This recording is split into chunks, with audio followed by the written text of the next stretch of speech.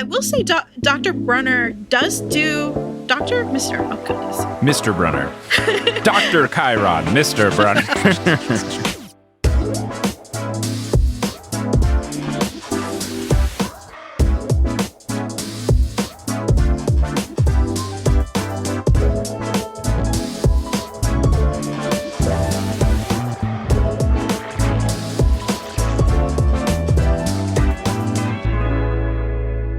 What's good? Thank you so much for tuning in to another episode of The Newest Olympian. My name is Mike Schubert. I'm the titular Newest Olympian. I'm a 29-year-old man who never read the Percy Jackson series as a kid, but I read the first book as an adult, and I'm going to keep going to see if this is a book series that we've all been sleeping on. On this very special episode, we're going to do a little bit of learning about some things that we saw in the first book. I'm not on this quest alone, and I am joined by a wonderful guest today, Fay Onyx, a disability consultant and accessibility advocate, podcaster, writer, artist, and game designer. Fay, how is it going? Well, I'm doing great, and I'm really excited to be here. I am excited to have you. You had reached out earlier about being a disability correspondent of sorts, and here we are, months later, making it happen. Yeah, well, I'm really excited to talk about this in particular because one of my areas of specialty is disability representation in speculative fiction storytelling. So I have a lot to say, more than there's actually time. But I'm sure we'll get through a lot of good stuff. Yes, I think we should get right to the good stuff so that we have as much time to talk about it as possible. Just to give people a sense of where you're coming from and your expertise here, do you want to talk a little bit about yourself and why I'm talking to you in particular today? Yeah, absolutely. So I guess for me, it kind of all started with my podcast, and I'm disabled, and I basically wanted to expand authentic disability representation. So I started using tabletop role-playing games with disabled participants to kind of create new stories with authentic representations of disability. And I kind of realized that there weren't a lot of resources out there for a lot of topics. And I just kind of started writing articles and got to the point where I have a lot of thoughts and ideas about things that I don't actually see other people talking about, like how disability gets represented when you start bringing in speculative fiction elements like magic and superpowers and how that mixes in. So I just started writing articles on it, and I haven't stopped. Nice.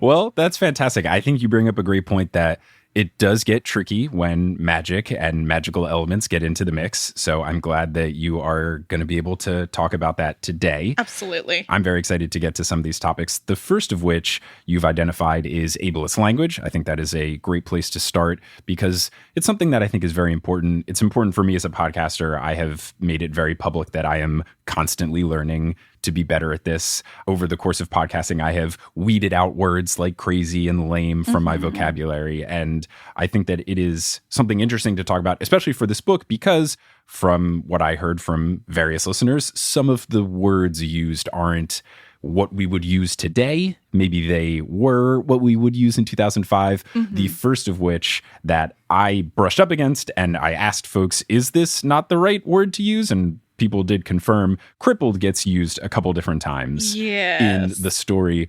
The first instance is on page 10 when Percy, as the narrator, is describing Grover, and he talks about him being an easy target for being bullied. He says, on top of all of that, he was crippled. He had a note excusing him from PE for the rest of his life because he had some kind of muscular disease in his legs. He walked funny, like every step hurt him, but don't let that fool you. You should have seen him run when it was enchilada day at the cafeteria. So I guess right off the top, crippled, not a word we use anymore, right? No. And this is the one that actually surprises me because I'm not like a huge expert on what language was okay, almost 20 years ago. But I'm pretty sure people knew about crippled. I thought so as well, because I did work with a charity with folks with disabilities in college. So I think it was like 2011. And by then, for sure, crippled was not the rule. Like the folks at the camp there right away were, say, disabled. Like it wasn't even a hesitation, but I don't know how much could have changed in 6-ish years. Yeah. I think crippled is one that probably he should have known better, but he was trying to really capture a boy's voice, I think. Okay. And the fact that a young boy might use words that weren't fully appropriate, but I think it would have been more important to be respectful. And also you could have had something where he got corrected, right? If that is the point you're trying to make, you could have him say, wait, you can walk? I thought you were crippled. And then Grover could say, you shouldn't say that, Percy, you know? Or he could even correct himself, but be like, oh, I shouldn't be using that word. Sure. Trying to remember not to use it. Like, that's definitely something kids will do. Yeah, totally. And so that one kind of really surprises me. With a lot of the other stuff, words like lame and use of crazy and all of the references to straitjackets. That does happen a lot in this book. Yeah. Right now is when we're in the middle of that shift with a lot of those terms. And so it doesn't surprise me that those show up because that shift is happening right now. You know, there's still people in the mainstream who have not even heard about this conversation, but there's full communities that are on board with changing this language already. So we're like, this is the moment when it's happening. A question that I have, I guess, just to keep it at the simplest level, just so anyone listening can walk away understanding. Disabled would be the proper term here, yes? Yeah, absolutely. It seems like disabled is the easiest one to say and the one that I've never heard anyone have problems with. I know there's other ones like saying physically impaired or visually impaired. Are those ones we should avoid? Interesting story with the word impaired, because that's one where in some cases, visually impaired, most people feel okay with, but hearing impaired, folks in the deaf community find it very insulting.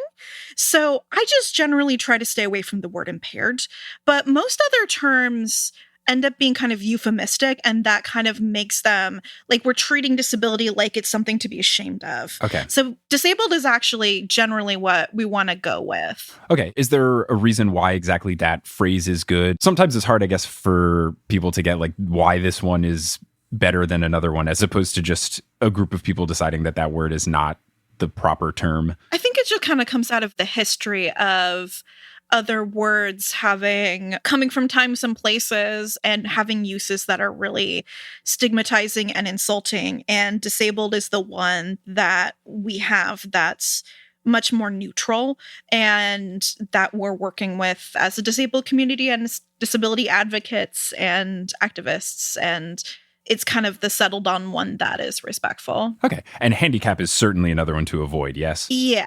Okay. That's what I thought, especially because that one implies like you are set back, because handicap can also, I don't know, chicken or the egg, but handicap is sometimes used in sports to inherently put someone at a disadvantage. It's not one that I would use. Okay. And then you had mentioned something being euphemistic. I guess phrases such as turn a blind eye or fall on deaf ears, are these idioms that we should get rid of? Yes. Okay, Absolutely. good. I was going to say, I've caught myself saying some of them and just thought, no, shouldn't be saying that. So I'm glad to know that is a good instinct of mine, I guess. Yeah, because how is a blind person supposed to feel about a metaphor where it's basically using blindness as a synonym for not noticing things? Yeah, that sucks. Yeah, it's not a good feeling, you know.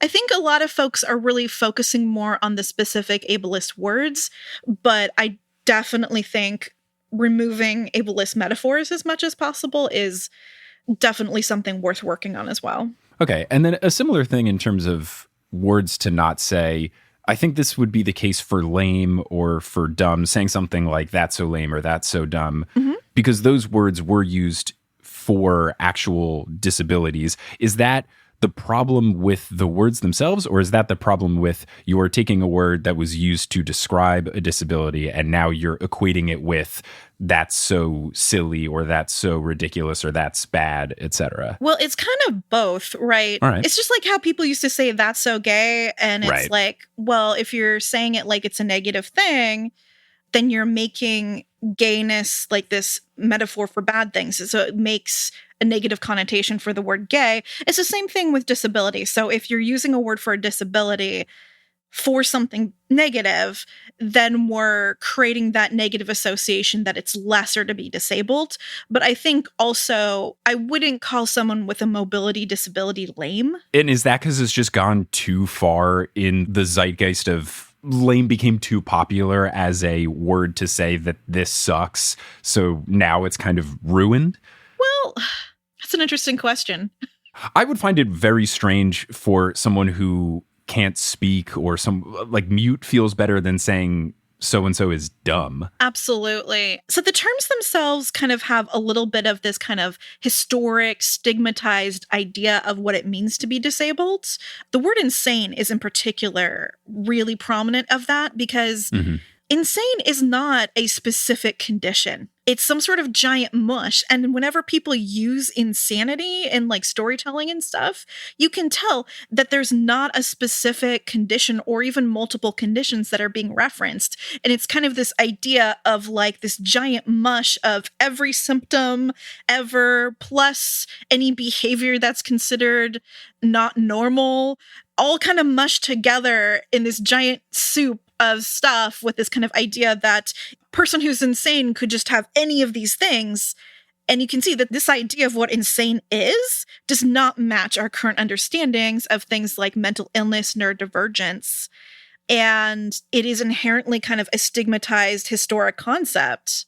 So I think that's a really great example of how the word itself has this whole history and this whole concepts deep inside it that themselves are inherently stigmatizing. Yeah, that makes sense. I mean, we definitely see this with race in America where it depends on how it was used and the time it was used. Yeah. When there was a lot of segregation, you would see colored water fountains, colored seats on the bus. And that is certainly something where it's more of just like, it was used in such a terrible way that we can't do it. Similarly with the word Oriental, like things you just cannot, you just can't say it now. Whereas in other countries, there's different relationships to those words and other words that in those countries were used as the more stigmatizing words.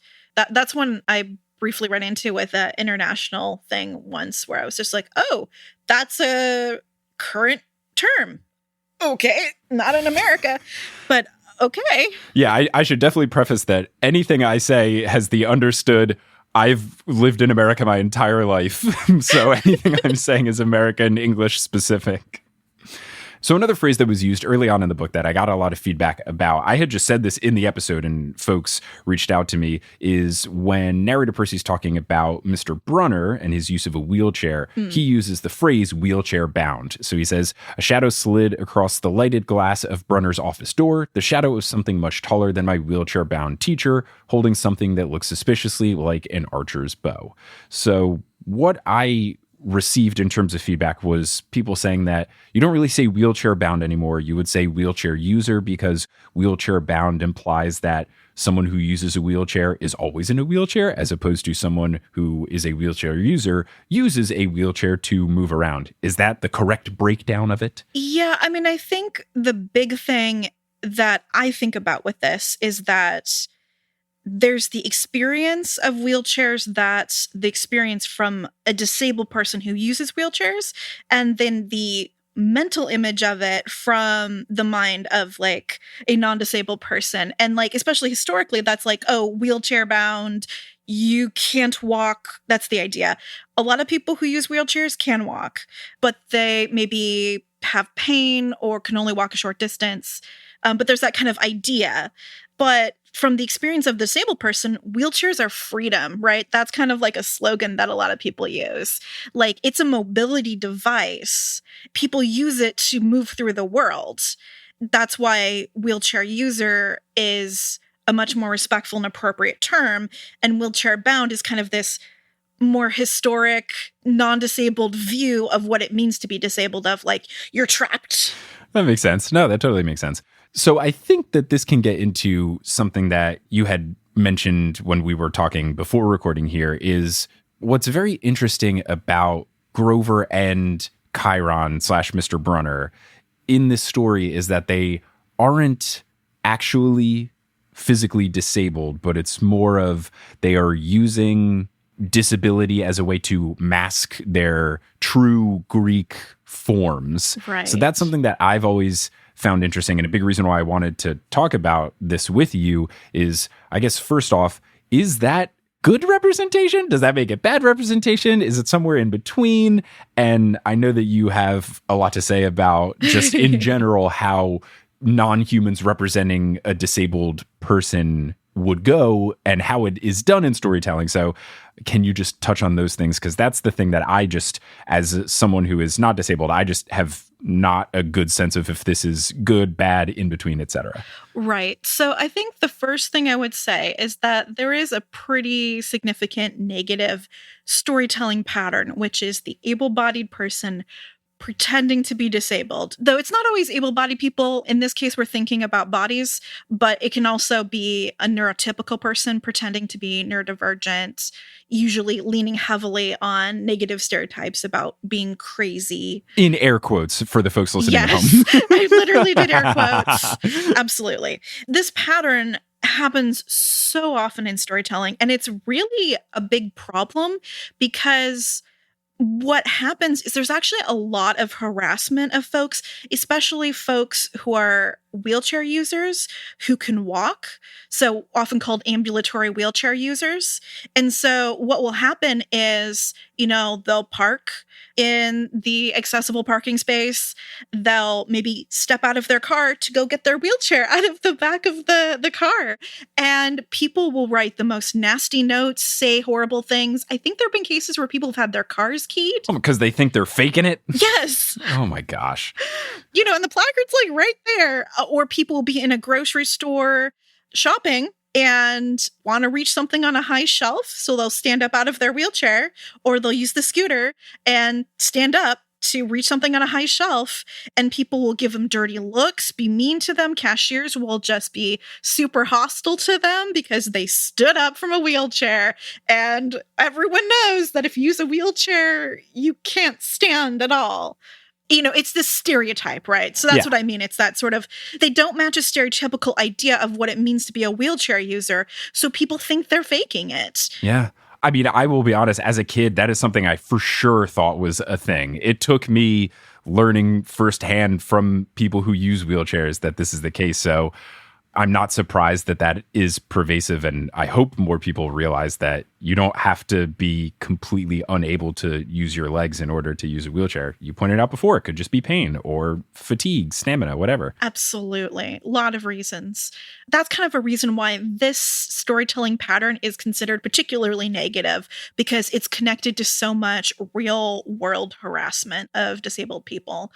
But I think the one thing that is a bit different is that unlike a non-disabled human pretending to be a disabled human for whatever reason, we have non-humans. And this is where we kind of get into some of those interesting aspects of speculative fiction and how that interacts with disability. Because there's actually kind of a big pattern of disabled folks specifically using non-humans to represent disabled experiences. In many cases, able-bodied non-humans. One of my favorite examples is kind of the mermaid in a wheelchair, basically. So if you have a mermaid who doesn't have that situation where the moment her tail dries off, she magically gets legs, she always has a tail. That's what her body's like. And she wants to get around on land and, meet folks. And this is, on a fantasy world where mermaids are normal or whatever. A wheelchair is a really great option for her to move around on land.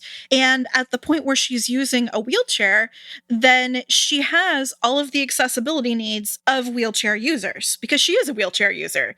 And that's kind of a situation where it kind of shows that although she is able-bodied, because her body is different from a standard human body, she has all of these same accessibility needs. And that's kind of one of the interesting things about non-humans and using non-disabled non-humans. You can show how many barriers that disabled people encounter are created by society. So, whether or not this mermaid can get into a building, that depends on, are there ramps? Are there elevators? Are there wide enough doors? And so all of those things in the physical social environment affect this non-disabled person's access. And so basically, this is kind of a illustration of what is called the social model of disability, which is basically something that was created by disability activists to basically push back against the idea that disability is only about the disabled person's body. the idea is, hey, actually, there's a lot about society that creates the experience of disability. If you have all buildings are fully wheelchair accessible, then the experience of someone who uses a wheelchair is just being a normal person. Yeah. Because they can access everything they need to access and they're not experiencing barriers. But if you have a situation where it's like today in the US, where some buildings are accessible, some aren't, this experience of, hey, this is a building I can't get into. Can we move the meeting to a different place? Having to think of that ahead of time, all of these things, all of these barriers people encounter, those are created by society and how it physically organizes itself. And we can change that. And so I think this is why people really like using non-humans, because you can have someone who's non-disabled in their own species and have access needs. And it really highlights the social component of disability. Yeah, I think that's a good point. I think it definitely makes you feel more about the social element as opposed to the big air quotes, something's wrong with them element. Because with the mermaid in a wheelchair, you would say, nothing's wrong with the mermaid. The wheelchair just doesn't have access to where she wants to go. Exactly. So in the case of Mr. Brunner, though, is it worse because he's just using the disability as a way to fit in and hide who he truly is, as opposed to the mermaid case of she cannot get around, so she needs to get around? Is it worse because of Grover and Chiron are using it just to be incognito Greeks? Yeah, so I think that is the big problem, is that we do have this hiding component. And it almost feels to me like a missed opportunity, because especially with Chiron, we see in Camp Half-Blood, he has access needs that aren't being met. As a centaur, he has some access needs that are in common with wheelchair users. And I think that's where this is like so close and yet so far, because he's got a horse's body. Horses aren't great on stairs. Yeah, you could make some sort of allegory of this camp is only built for the demigods, even though we have other beings, there's allegories to be made. I also like that you said missed opportunity, because it also sounded like you said missed opportunity, which it does feel like a missed opportunity of just, can't you just use the mist to hide your horseliness as opposed to needing to use the wheelchair? I don't know. Right. And I think if he had an illusion that made him look like he was in a wheelchair, but he was using his horse's body, I think that would, and there's a little height stuff going on there for sure, but you can use, magic, hand wave, right? Exactly. Wheelchair users need doors that are wider than folks who aren't using wheelchairs. He also needs wider doors. He has so many accessibility needs in common with wheelchair users. If it had just been an illusion, but he had those same accessibility needs, like he's not wanting to use the stairs, he wants to use that elevator, it would be so much better. But because he's hiding his body inside this wheelchair and he's faking things, all of a sudden he has that, quote, wheelchair-bound experience, because when he gets out of the wheelchair frame, it's not really a real wheelchair, but when he gets out of his frame, it's a relief. Like he was confined to that. It's literally taking those words, wheelchair bound, confined to a wheelchair, those negative ideas about what it means to be in a wheelchair. And that's literally his experience as an able-bodied centaur inside a fake wheelchair. Whereas if it had just been an illusion, he could be like, no, I have the same access needs as someone in a wheelchair, or not quite the same, but similar, right? Sure. Yeah. A missed opportunity for sure. Moving from Chiron / Mr. Brunner to Grover, though, in Grover's case, he's just wearing fake shoes to cover up his hooves, which then, as narrator Percy says, makes him walk funny. I don't think they ever actually call it a limp or try to give any sort of medical sounding phrase to it other than that initial instance where narrator Percy says that he walks funny and then sometimes saying he's stumbling, stuff like that. How do you feel about the Grover situation as opposed to Chiron / Mr. Brunner? Yeah, what's interesting about Grover is that he doesn't seem to have as much in the way of access needs that are different from a non-disabled human. He's just hiding the physical appearance of his legs. There's a little bit you can get into in terms of kind of metaphors around how many disabled people, especially folks with invisible disabilities, may make efforts to pass as non-disabled in certain circumstances for jobs, housing, anything that you need access to. And I've definitely seen some people draw like parallels to that experience of hiding and like Grover needing to hide, and even seen kind of interesting elements in the fact that when a disabled person is pretending to be non-disabled for the purposes of avoiding stigma and accessing resources, that's treating being non-disabled as normal. Whereas if a non-human is hiding as a disabled human, that's in some senses normalizing being a disabled human. For me, the faking it is such a big issue that it kind of overrides some of those little interesting details of it's not as bad as if it was an able-bodied human pretending to be someone with some sort of, what did they say he thought Grover had? Some sort of muscular disease? His quote is, he had some kind of muscular disease in his legs. He walked funny, like every step hurt him.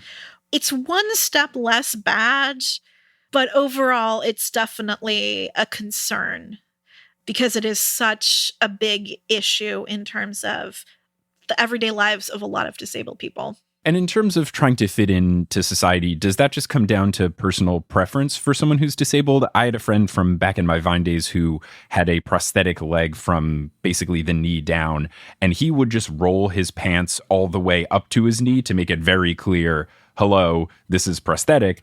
On the flip side, I could see someone maybe not wanting to bring that much attention to them having their pants go all the way down, because otherwise you would not really be able to tell unless you looked really closely. Right. Is that just up to the person and it's just their comfort level? Or should we try to be moving society to a place where we just think you don't have to hide? How should we feel about that? Well, it does have a lot to do with discrimination. And there's a lot of people with visible disabilities where there is no hiding. Having an invisible disability is a situation where you kind of have this double-edged sort of situation, because when people pass, and probably the better term would be passing as non-disabled, Okay. Rather than hiding. So I was using the term too, but probably should shift over to passing as the more respectful way of talking about this. Yeah, sure. So when a disabled person passes as non-disabled, sometimes that's people are making assumptions and their disability is invisible. But sometimes it is for, like, if you're in a space where there's, a lot of stigma going on, or you have a job interview or something, it's very real that if you show up visibly disabled, that's going to affect how likely you are to get a job. So there's definitely a situation of people might choose to pass as non-disabled in order to access resources that should be accessible to everyone. And if we can do away with all that stigma, then that's going to be very important for visibly disabled folks having equal access to resources that they deserve to have, and for folks feeling like they don't have a pressure to pass. But I will say there is also a thing with folks who have invisible disabilities. They may also choose at certain times to try to make their disability more visible if they need to access resources that come along with being a disabled person. As we've mentioned, there's a lot of stuff, if you don't match the stereotype of a disabled person visibly, there's can be a lot of harassment when you want to go to access resources that you should be able to access in order to get assistance and various things like that, accommodations. So there is this kind of interesting back and forth thing that some people have to do in order to access resources. And it is certainly a privilege to be able to pass as non-disabled, because there are definitely people who don't have that. So it's important to recognize that. But it is an experience that many disabled people have. And so it is interesting how it does kind of reflect some of those experiences in an interesting way. But overall, pretending is bad. Okay. And trying to shift towards aspects of the representation here that felt better as opposed to things that made me wince a little bit while reading. I think one thing that is nice is just the not making a big deal of it all. Right. Percy is never bothered by the fact that Grover walks funny, as he says as the narrator. He's not making a big deal that Mr. Brunner uses a wheelchair. Absolutely. Sure, narrator Percy/Rick didn't use the most proper term, but at least in the sentiment of it, Percy seems like a nice, accepting kid that doesn't try to say, oh, whoa, he's so weird because. So is that at least a good thing that was done in the books in terms of just Percy's general acceptance and not trying to act like these people are in a bad situation? Absolutely. And I think there is some power that it starts out with the reader thinking that these are humans with disabilities in terms of the normalization part of it, because that is part of probably why Rick did do a lot of this, is he wanted to create a lot of sense of disability as a normal part of everyday life. And hey, in the US, 1 in 5 people has a disability. But yeah, disability is super common and super normal, but also a lot of them are hidden, but some of them are visible. And it is a contrast to a lot of stories where it's just like, there's like just no disabled people in the entire world, except for the one blind seer or some other horrible stereotype. It's nice that he really made an effort to kind of normalize disability. His use as Percy as a very close, intimate narrator is actually one of his storytelling techniques for really communicating a neutral, accepting attitude about disability, and also communicating Percy's personal experiences with disability. Because if it wasn't such a close narration where we get all of his thoughts, it would be hard to understand how his behaviors relate to his ADHD, especially, because that was the one that was really portrayed pretty well overall. Not perfect, but pretty well. And because it's such an intimate perspective, he has his own thoughts about that. And his own thoughts can be like, this is part of me, and this is affecting how I make choices. But he's not getting down on himself, right? He's saying like, oh, I just did a really risky thing, and he's recognizing that that's part of his ADHD and how that affects his risk assessment. And we get his own disability normalized and his acceptance of other people being disabled and having a world with disability in it. And we see a couple little points where he just thinks about disability here and there, where again, it's really an effort is being made to normalize it. So I definitely think Rick was trying really hard. And I think that there is some power in that normalization, even if he included an actually very negative trope and got so close to something so much better. Yeah. I think the general feedback that I've gotten and from what people have told me is that they could tell Rick's heart was in the right place. Yeah. And I think that he has said things about how he could have done better. I've personally avoided reading this stuff because I'm afraid of a spoiler, because it would be terrible if he wrote something about disability and he's like, yeah, when Grover dies in book 3, like I don't want to accidentally read anything. So my understanding is that he had his heart in the right place. He's trying to do his best. He recognizes it wasn't perfect and he's admitted to that. So doing the best he can, sort of thing. Like, what else can we ask of folks except for that they try their best, and if they make a mistake, own up to it and then move forward? Absolutely. So I think that's where it's at.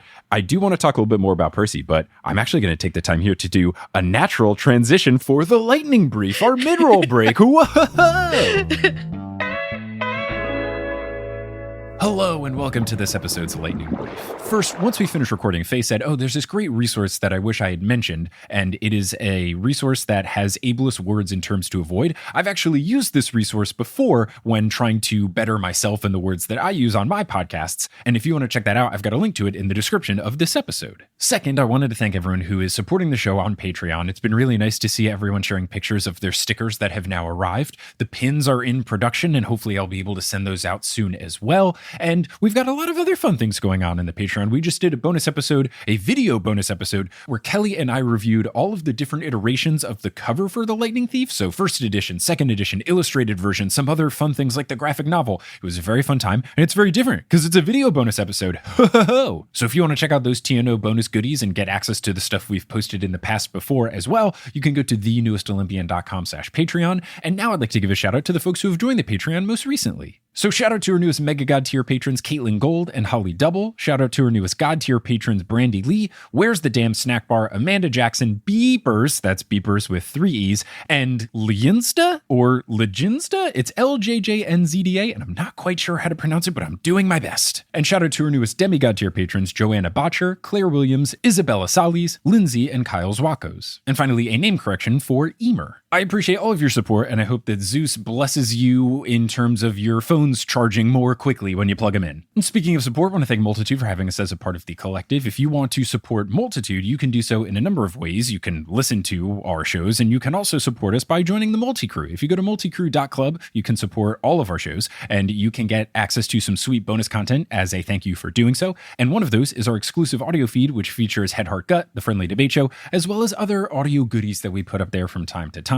And if you want to join, you can go to multicrew.club today. And before we wrap up here, you're going to hear words from a few sponsors who make it feasible for me to be a full-time podcaster. Some of these ads will be read by me, others of them won't. The ones that are not read by me are inserted locally. So if you live in Montenegro, don't be surprised if you hear a Montenegrin ad. And once those ads are complete, we'll get back to this episode of The Newest Olympian. And we're back. Wow. So you touched a little bit about Percy. I do think talking about how he fits in to the story, because ADHD is certainly a disability and Percy runs into struggles with it. So moving a little bit away from the physical disabilities, I think it's still relevant. As far as how Percy fits in, you talked about him as a narrator and how that affects his general acceptance of Grover and Mr. Brunner.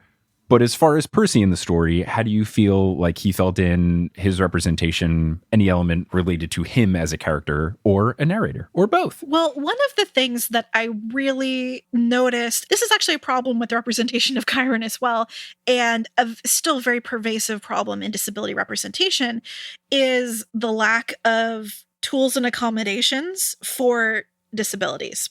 And I think this really comes in with people wanting to show how disability impacts people's lives, or in the case of Chiron, inadvertently showing a bunch of accessibility barriers. Just to take a moment to talk about Chiron, he can't get inside the cabins. Apparently, he has no table at the eating hall because the tables are all too low for him. And for some reason, no one built him a taller table. I was going to say, that feels wild. You know Chiron's going to be here all the time. Also, the big house. Okay, we have this big house, and when Percy goes to see the Oracle, it specifically says he went up 4 flights of stairs.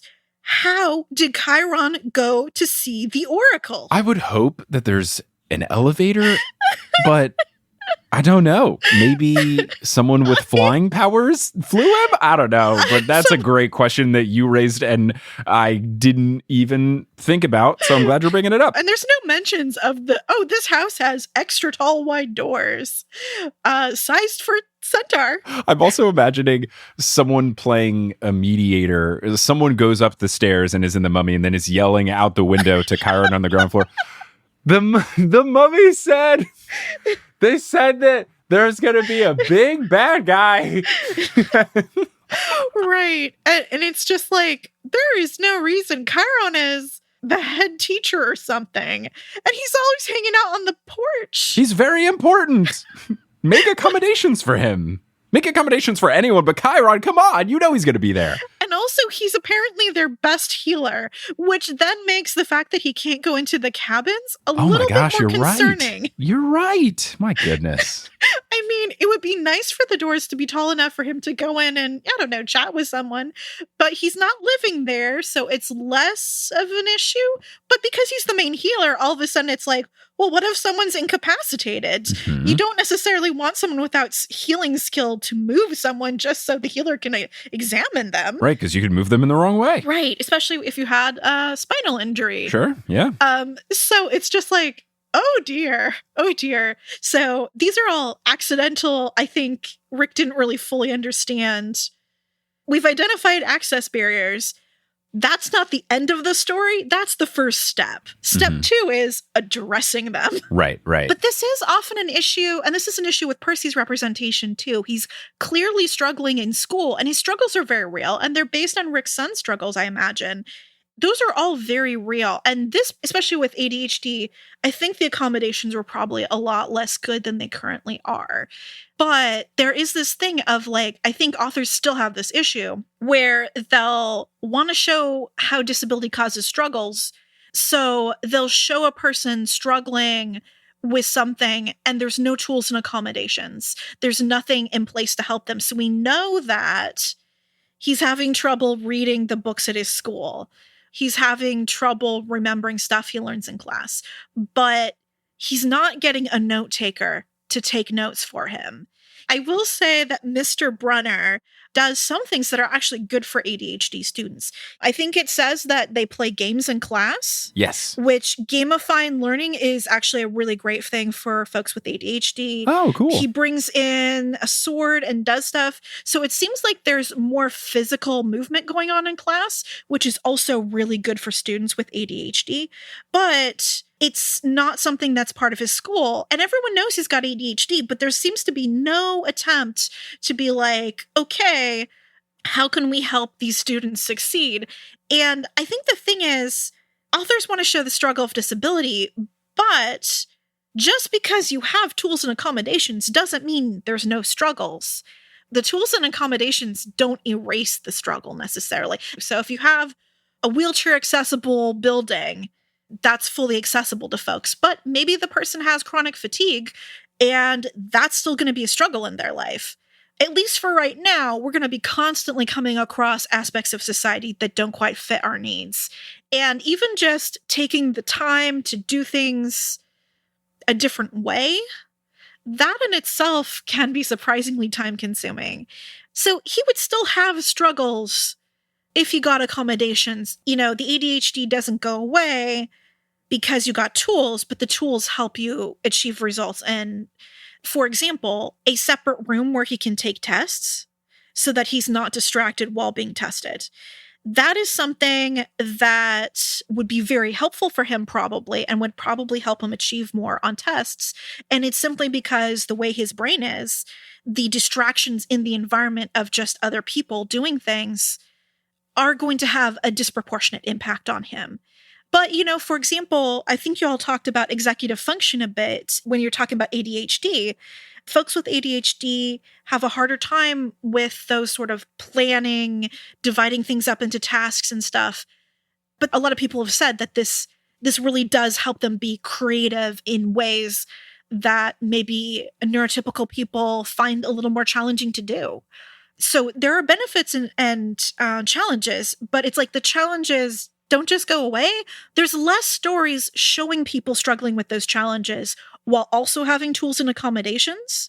And I think there's just less knowledge of what that even looks like and how to portray that. Yeah, it's one thing just to have the struggle, but if the books, and not saying that these books have to get super deep into best teaching practices, but if there was something that kind of showed what you can do to make things easier for someone with whatever the disability is, that allows people to learn a little bit more what options are out there in order to make people's lives a little bit easier. Absolutely. And for me, this is something I really care about in terms of disability representation, because one of the things that I have anxiety and I have panic disorder.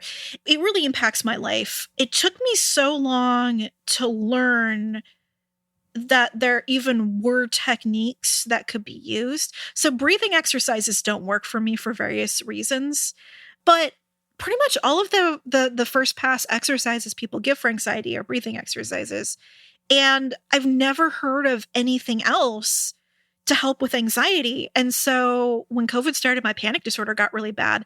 It took me a while to learn, like, here are specific things I can do to help my brain calm down when I'm having a panic attack, or when I have some symptoms that make me feel like, oh, my brain just got triggered for a panic attack, but I have a few moments to try to head that off.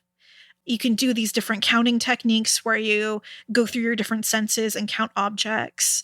And there's different things like that. And that there's these actually quite sophisticated tools that science has helped us come up with that really make a huge difference. And even knowing that they exist. And I think that's what hurts my heart in stories is when I see that character with anxiety just suffering with it. And people may be comforting them, but they're just struggling with intense anxiety their whole life. And they're not getting any help. And it just hurts my heart to know that, because I've been there in a situation where I had doctors and stuff, but there was so much help I didn't even know that I could get. To bring it back to Percy's struggles, my heart hurts for him too, because I have quite a few people with ADHD in my life, and I've done some research on different things that help people, and it just hurts my heart. He doesn't have a little book that he's carrying around to write important things in. Like, there's just nothing happening to help him with these struggles, and my heart just hurts for him because I really identify with that myself. Someone help Percy, please. So we're running out of time here, but one thing I did want to talk with you about, just because I think it's something that a lot of folks have conflicting opinions on. So I think getting as many voices around this as possible is helpful in terms of the ADHD and dyslexia of Percy and other demigods being sort of explained to be what makes them a demigod. Do you think that this is good, bad, in between? It's complicated. Like so much of what Rick is doing in these books, he's trying really hard.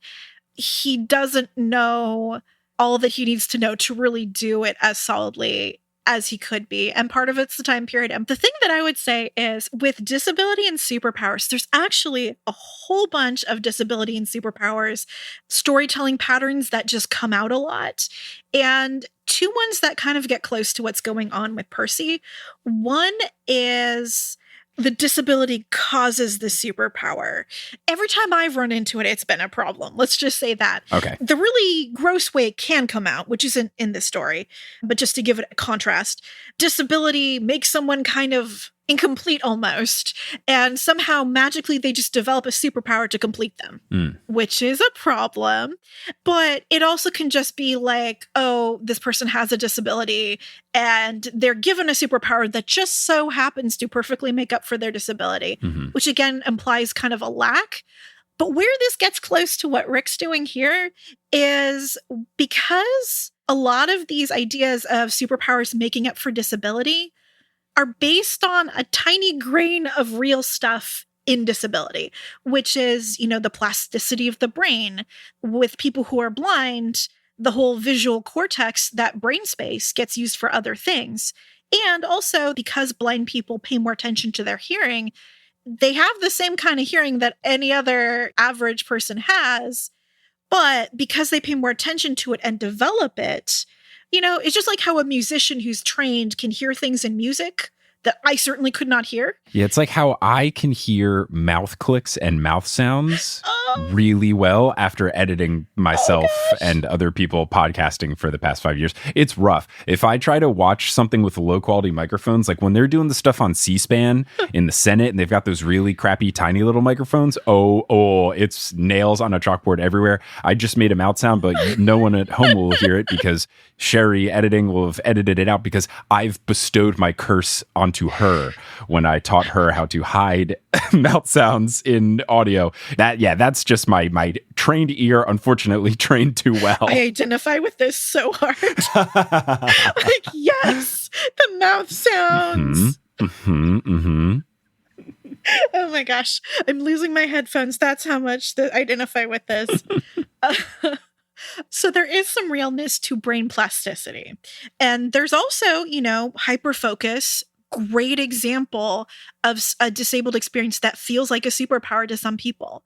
So there's these grains of real things, but then there's kind of this ableist interpretation of it that these are almost intended to make up for disabilities and goes off in that direction. But I think the kind of idea is almost like, if we take these real things and exaggerate them. And I kind of feel that's almost what's happening here, almost maybe unintentionally, because I think we got to be real. There's a reason why battlefield reflexes and ADHD have different names. Mm-hmm. We're using literally different terms. Yeah. There is an actual difference there. And saying they're the same thing doesn't make them actually the same thing. And he's definitely trying to take experiences from ADHD and being like, here's how it would apply to a battlefield. And that's cool. But I think there's this element of he's trying to add in this magical element that's kind of interfacing with the ADHD. And he's trying to, as much as possible, make that into the ADHD, I think. And I think that's where it gets a little weird for some folks, because he's kind of maybe exaggerating things a little bit or tacking on fictional elements. That's where it gets messy, because he's trying to replicate the experience of maybe hyperfocus, but he's tacking on these other things. When you take a real experience and you directly put fictional elements in, you end up in a situation where some people will still identify with the real experience and be like, oh, and those fictional elements are fun for me. But some people are like, that's not my experience anymore. And I think that's part of what's going on, because the other one is superpower causes disability, which is one that can go good or bad depending on how it's implemented. And I think in this case, that's also sort of what's happening, even though it's not at all stated. He's trying to say they're the same thing, but real people don't stand in water and get super combat abilities. Right. So there's obviously superpowers happening here. And I think if we look at the actual implementation, there is some elements of we've got the superpowers and the super battlefield reflexes, which could be thought to be the super instant combat ability, which is great fictionally. We don't have to have a weird explanation for how he's instantly good at sword fighting. It's magic. Done. Go, Rick. But if we say that's also the battlefield reflexes, then it's a little more like the battlefield reflexes somehow causes ADHD.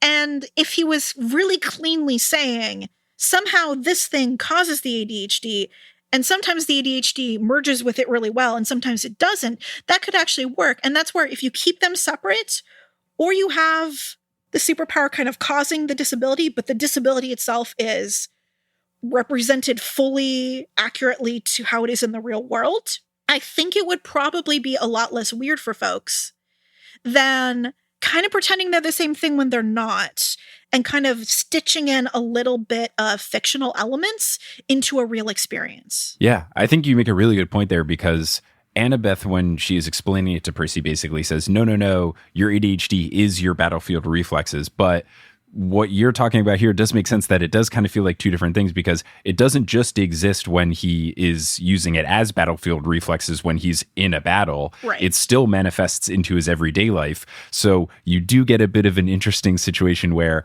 when it's good, it's battlefield reflexes, but when it's bad, it's ADHD. So I can see how them being the same but different is, as you said at the very top, it is complicated. It kind of feels like the way that the superhero-ness of it comes through is good in terms of the attitude, similar to trying to act like the physical disabilities of Grover and Mr. Burner aren't a big deal. Right. I think it does do a good thing for not being ashamed of it and trying to say, look, it can be a thing to be more proud of, or something that just makes you different, not necessarily making you worse. But I think what you pointed out and made clear to me here is that it can fall short in terms of explaining someone's experience. Right. Because the way that Percy struggles with ADHD might not be the same for everyone. Right. We see him hyperfocus in a good sense. We don't see him hyperfocus in a detrimental sense anywhere. So right. I think that the representation of it, Rick's heart was in the right place, trying to do good things for acceptance. But in terms of the actual details of it, maybe that fell short a little bit. Right. And I think that's the thing that happens with disability representation and superpowers so much, is there's so many people doing it with good intentions, but who aren't fully aware of all of the common patterns that can become negative, that people just keep recreating those unintentionally, thinking that's fully good representation. For me, the big thing is it's great to have disabled folks with superpowers. Superpowers are fun. Yeah. Who doesn't want to have a superpower? Right. That's great. I think the thing is if it's a real world disability, keeping that pure in terms of its representation, matching what real people experience. And then you can have it bounce off of the superpowers. I don't know if you've ever listened to the Bright sessions, but I have. I know Lauren Shippen is a great friend of mine. Oh, right. Of course. I think you've had her on. A couple times. Yeah. On this podcast. Yes. Absolutely. And it's just a exceptionally good version of having disabilities and superpowers deeply entwined, but the disability itself is represented accurately. And so they bounce off each other in really interesting and complicated ways. But the disability itself is still represented accurately to the real experience of it. Yeah. So it's possible, but I think, I'm not surprised Rick struggled with that a bit because he's trying so hard to give a positive version of what it could be to have ADHD to his son 20 years ago, when there was so much less known about how to do things right. Yeah. And I know what Lauren has done and what people are doing more, and I think Rick has done now, is talk to people who are actually affected by whatever you're trying to write. Yay! And then that way, you're doing it in an accurate way. And I've done the podcast version of this where I tried to talk to folks who know what's going on so that I don't try to straight white cis man it and just be like, here's what I found on Wikipedia for an hour. So thank you so much, Faye, for joining and explaining all of this so thoroughly in a way that is easy to understand, and we can all go forth and get a better appreciation for the good and a better understanding of where things fell short. And I'm excited to see how this continues to develop over these 5 books and later in the series.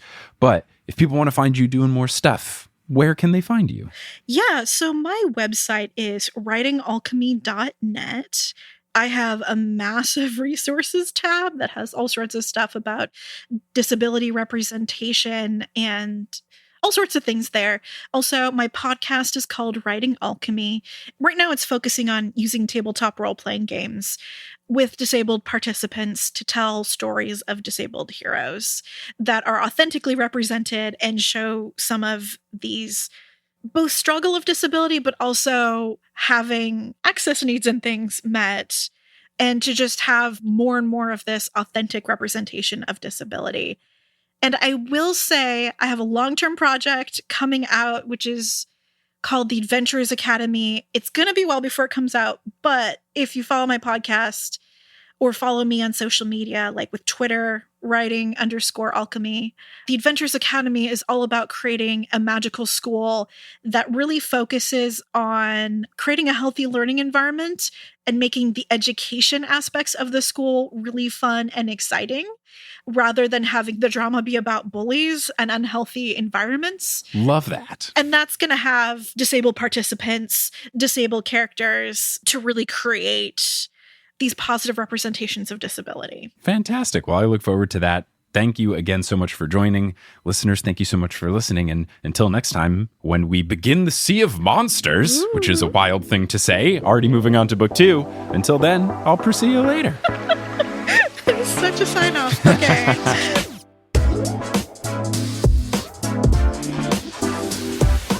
Hey, thanks so much for listening to this special episode of The Newest Olympian. This podcast is created, hosted, and produced by me, Mike Schubert. I also run the social media and the website. Our editor is Sherry Guo, but she had a really busy week this week, so I edited this one from start to finish. The music is by Bettina Kapamanis and Brandon Krugel, and the art is by Jessica E. Boyd. If you're enjoying the show, you want to support the show, you want to get access to those new stickers that we have and the pins that are coming out later down the road, you can do so by going to thenewestolympian.com/Patreon. You'll get access to a bunch of bonus content. You'll get access to our Discord. Lots of fun stuff over there. You can also support the show by getting merch. You can go to thenewestolympian.com/merch. We've got stickers, we've got shirts, we've got a pen that pays homage to Riptide. Lots of good stuff there. You can also follow the show on social media. We're at Newest Olympian on Twitter, Instagram, and Facebook.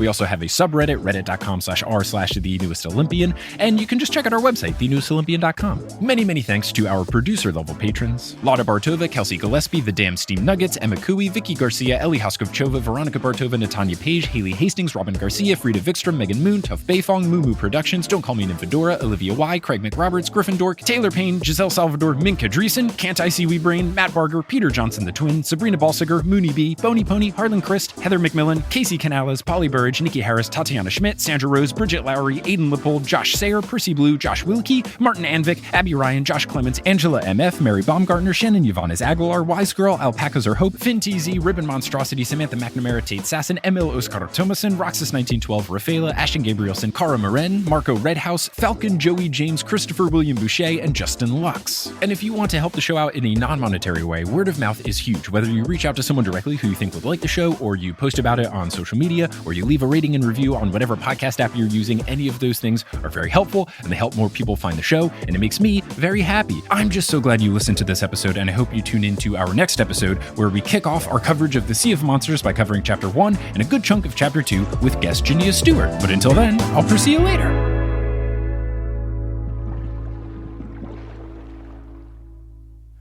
Hello everyone, it's me, ASMR Mike, with a very special outdoor phone voice memo edition of ASMR Mike. If you're noticing any faint sounds of ocean breezes, that's because I'm recording this one from the Cinque Terre in Italy.